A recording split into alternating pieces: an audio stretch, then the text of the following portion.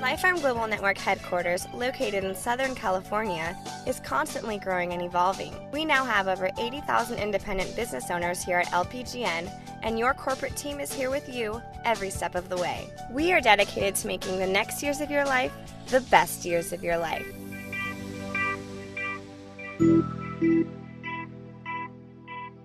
First discovered back in the 1920s, laminine's key ingredient, the fertilized egg extract, was reintroduced by Dr. Escalon. Now manufactured here in the USA, LPGN is proud to bring you Laminine. We have landed on something so valuable. This product is life-changing. Improve my health, my skin looks good, my hair looks good. Thank you, Laminine. Product Laminine, which has changed my life. Once you realize the power of the product, there's going to be a question that you're going to have to answer for yourself. What are you going to do with that information? Go out and share it with your mom, with your dad, your brother, your sister, your friend.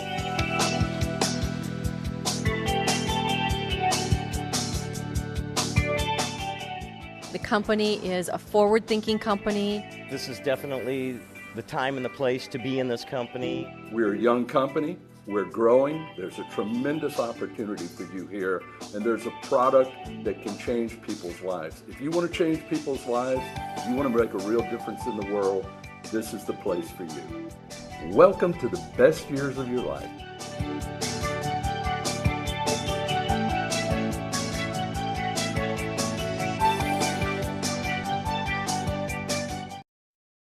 At ang medisina sa pagtuklas sa tinatawag na Fountain of Youth, kung paano maiwasan ang pagtanda, pati na ang mga sakit.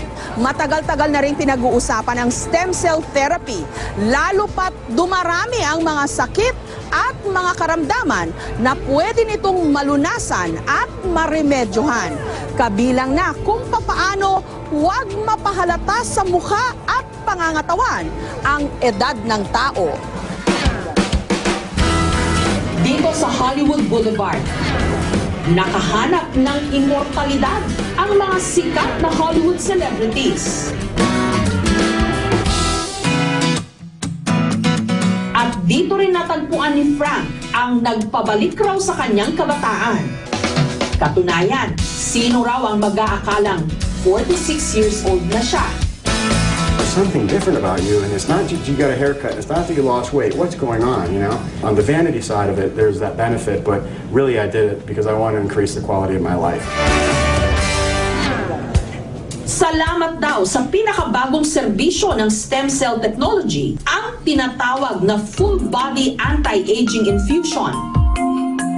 Sa tulong daw ng stem cell treatment na ito, napupuno raw ng mga bagong cell ang buong katawan. Kaya mararamdaman daw na tila lumalakas at bumabata ang pangangatawan.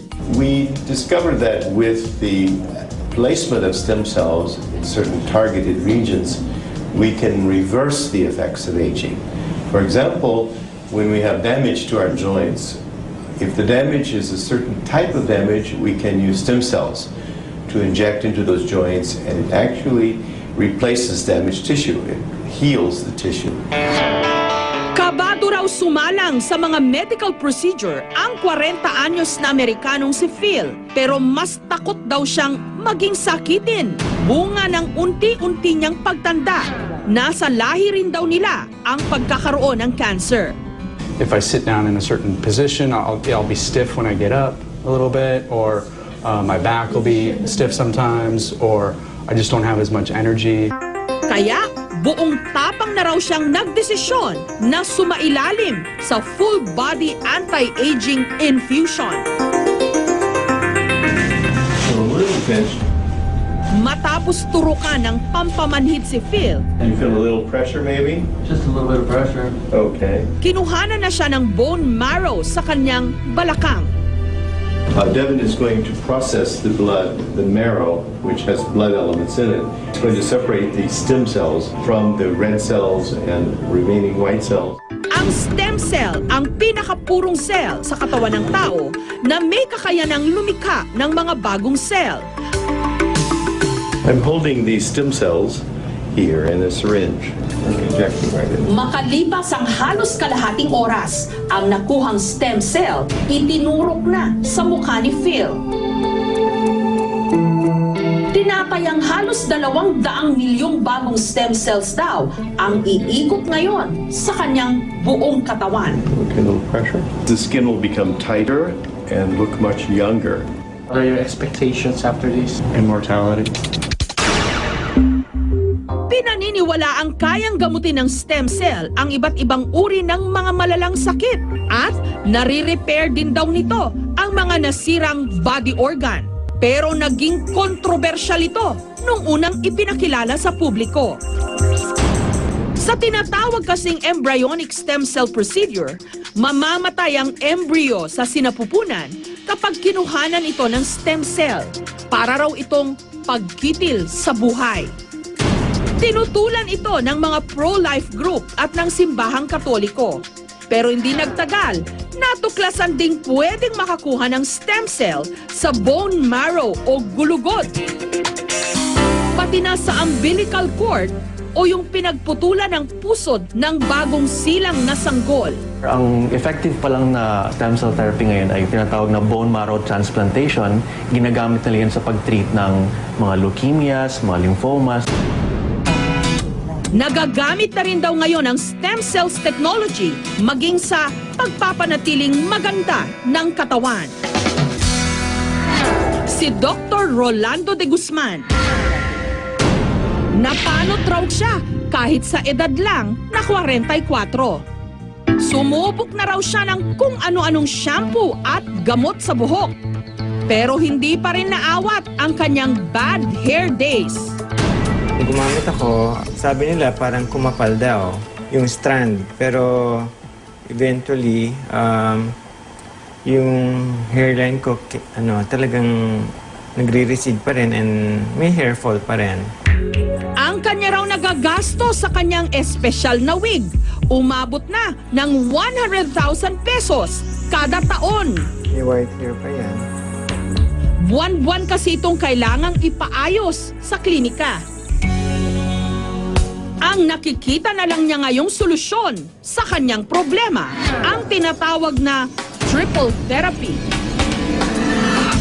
Sa hair transplant na ito, ginagamit ang tinatawag na growth factor stem cells mula sa dugo ng pasyente para ma-stimulate ang natural raw na pagtubo ng bagong transplant na buhok.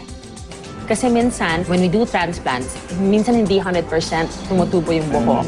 So what we want to ensure is, after the hair has been transplanted, tutubo siya ng maganda. Kinuhanan muna siya ng dugo na ipoproseso sa isang special centrifuge machine sa loob ng 15 hanggang 20 minuto para makuha ang growth factor stem cells. So yung yellow na part, itinatawag natin growth factor at ito ang i-inject natin sa patient scalp bago natin i-start yung implantation. Pagkatapos, hiniwaan na siya sa anit. Nakuha na natin strip. Dissectin natin sa microscope. Mabusising inihiwalay isa-isa ang mga ugat ng kanyang buhok. Sunod na ituturok ang growth stem cell sa anit gamit ang isang makina. Hindi naman siya masakit eh. Very fine pricking sensation pero not painful. Actually, mas masakit pa yung facial eh. Susukatin din ang hukis at anggulo kung saan itatanim ang mga bagong buhok ni Rolando. Depende sa dami ng buhok na kailangang i-transplant. Ang treatment na ito nagkakahalaga mula 150 hanggang 300,000 pesos. Now I've got hair. Pati ang stem cell na nakukuha sa mga hayop, nagagamit na rin sa tao. Ang kilalang cancer doctor na si Dr. Tranquilino Elicanio, kamakailan lang nagpa-stem cell therapy sa Germany. Ang itinurok sa kanya sa pag-asang gumaling ang kanyang katawan matapos siyang ma-stroke galing sa tupa o sheep. 1 month and a half after my injection, yung blood chem, tinignan ko. Aba, yung aking fasting blood sugar, yung aking cholesterol, uric acid, creatinine, all went down to normal. Kamakailan din lang, umamin si dating Pangulong Erap Estrada na siya man nagpa-stem cell therapy para gumanda ang kanyang pangangatawan. Ito raw ang sikreto sa kanyang itsura. Mukha ngang hindi tumatanda si Era. Katulad ng kay Dr. Elicanio, ang stem cell na ibinigay sa kanya mula rin sa tupa. Usap-usapan din ngayon na ang ilan nating mga politiko at kilalang personalidad nagpa-stem cell therapy na rin. Pati sa itlog ng inahing manok.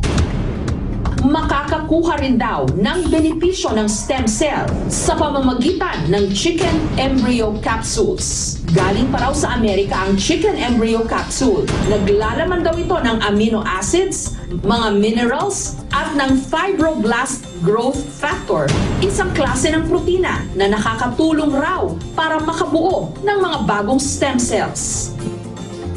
Yung cells naman natin na medyo may kapansanan o medyo namamatay, binubuhay o fina-flash. Bukod sa sakit na vertigo, mahigit isang dekada ng pinahihirapan ng diabetes ang 62 anyos na si Cecil. At nitong taon lang, nadiskubre pang meron din siyang stage 1 cancer sa matris. Hinang-hina ako. Akala ko mamamatay na ako. Parang everyday, pababa ng pababa. Lalong-lalo na yung depression ko. Tinitingnan ko sarili ko, awang-awa ako kasi ang laki ng eye bag ko, putlang-putla ko, ang tanda-tanda ko na. Kaya sinubukan daw niyang uminom ng chicken embryo stem cell. Ang diabetes ko, ngayon wala na akong insulin. Nagpa-laboratory ako lahat. Pati sugar ko nag-normal. Ang blood pressure ko hindi na tumataas. What I know about disease is imbalance. Word disease is imbalance. So imbalance, lack of minerals and phytonutrient and everything, amino acids. So I understand that this kind of amino acid, this can help especially for the people, especially Filipino people. No? Your body has its own healing mechanism, and it is the doctor's job to activate and reactivate the body's healing mechanism. And we are so lucky because Laminine was introduced to us because it is now the vehicle to help our body heals itself. So we've been spreading the word of natural medicine and how and natural healing, and so we definitely is welcoming Laminine because it adds to our armamentarium, especially when it comes to repair and rejuvenation of the body. Laminine, which is a basic structure in the cell, is enhanced by the formulation of laminine which we take. And when the structure of the cell is enhanced, the function follows. And so that's the simple reason why everything will just fall in the right place. It's a very powerful adaptogen. Laminine makes everything so simple, and the cost is actually cheap when you compare it with anti-cancer drugs. So for those of you in pain, those of you with sleep problems, well, don't make it so difficult. 5 things are free, remember that. And it works best also in cancer. Faith, belief, prayer, laughter, love. But the stronger one now, of course, all of you know it, it's Laminine. I've been in the practice for almost 26 years, no? And seldom we see a product as wonderful and as amazing as Laminine.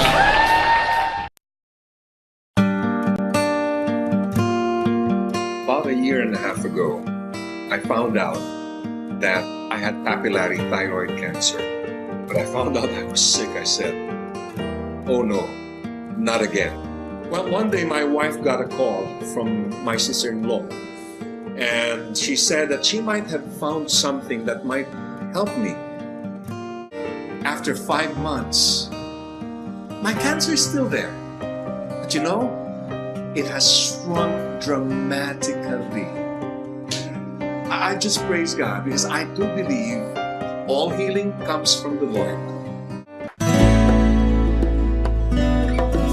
I was doing a live show last August, and our live show is always 11 in the evening, and I get home like 1:30 in the morning. That whole week, I was feeling, not myself. And my wife, who had been on Laminine for about 3-4 weeks, said to me, "Why don't you take this? Try it." So I was taking it 2 capsules a day, but that whole week I went through that show and not knowing how I felt. But then I went to see the doctor the week after and had a blood test. But the thing is, I didn't have my blood test till another week after. Then I found out I had dengue while doing the show that whole week. So I say to you from my heart, this is a product truly allowed by the Lord for us to have. It just touches your whole being. Wow, ang galing talaga. A sportsman all my life. Now that I'm 72 years old, it's quite hard for every old man to turn their muscles. But because of Laminine, I was so surprised when I went to the driving range 2-3 weeks ago. I could turn as much as I can and hit the ball the same way as I used to hit in my 40s and 30s years old. So there is something in that capsule of Laminine.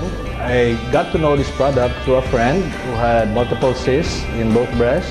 Basically improved so well from the product that got me interested. So I researched on the product and found out that one of the main components, the fibroblast growth factor, is really such a good protein. It repairs, regrows, and rejuvenates cells in our body. I'm taking Laminine just so that it could regrow the cells in my heart and hopefully improve the function of my heart. No? Well, I was formally diagnosed to have fibromyalgia in August of 2010. But little did I know, as early as 2004, I already have all the symptoms of this fibromyalgia. And thank God, because of Laminine, I can sleep well. The fibromyalgia symptoms, all of it, they're now gone. Year 2001. Unang-unang hindi ko pinapansin kasi nagte-tremor, konti lang naman ang tremor. Sabi ng mga kaibigan ko na pasma daw ako. So okay lang, pinababayaan ko lang. Pero after 5 years na gano'n ang umalakas, saka sumasakit ang buo kong katawan mula ulo hanggang paa. Wala na ba akong makukuhang anything that could address my Parkinson's? Binigyan ako ng isang banig po ng Laminine. That was, ito lang April. Nung itry ko, nawala ang pain.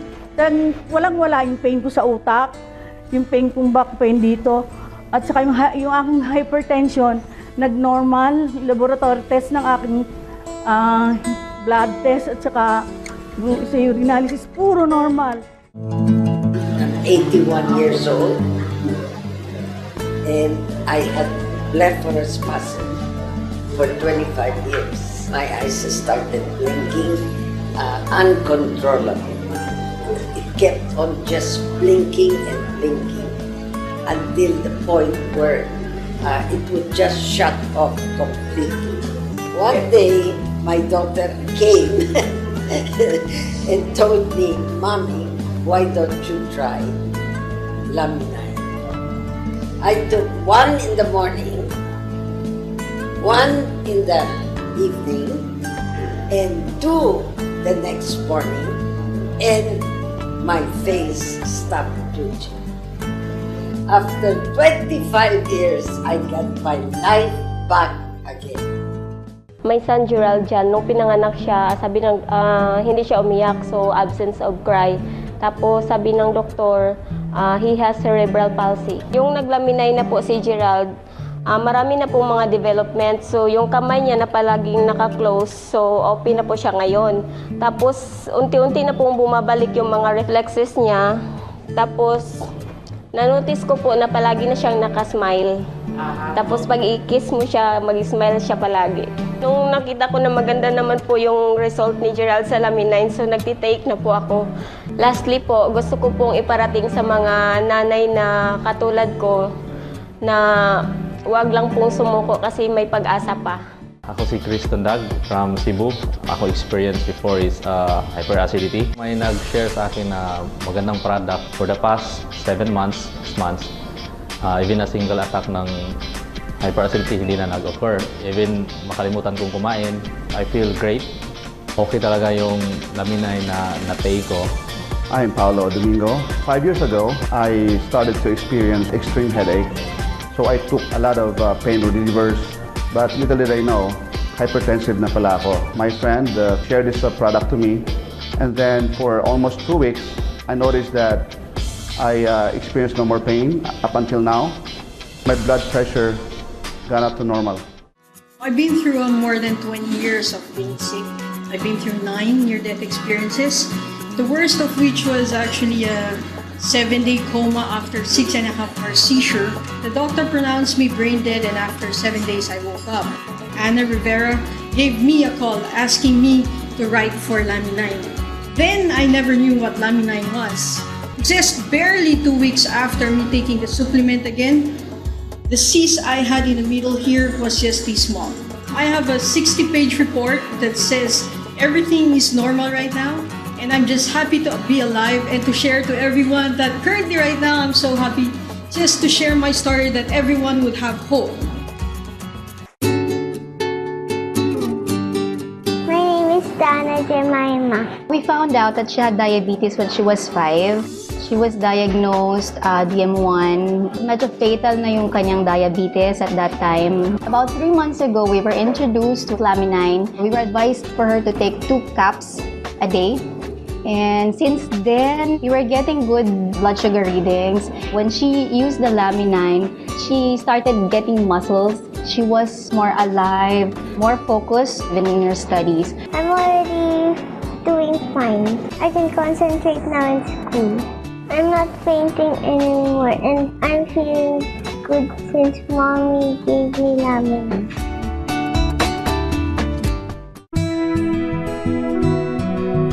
I have diabetes, and I have a high blood, high cholesterol. Being a diabetic also, I had these holes in my hands. Both hands, they have loops, white spots here. You'll see some cuts. It's like my hands are being eaten by something. When I took the Laminine, it erased everything. I love my husband, and I know now that he's going to live longer and enjoy our kids.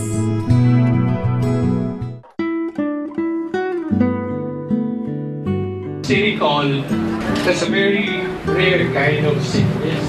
Yung body niya is not producing platelets. The first time we saw Nicole, platelet niya is only 1. The only time we did blood transfusion was only 1 time. And we have not done anything yet. The only thing that keeping Nicole alive now is Laminine.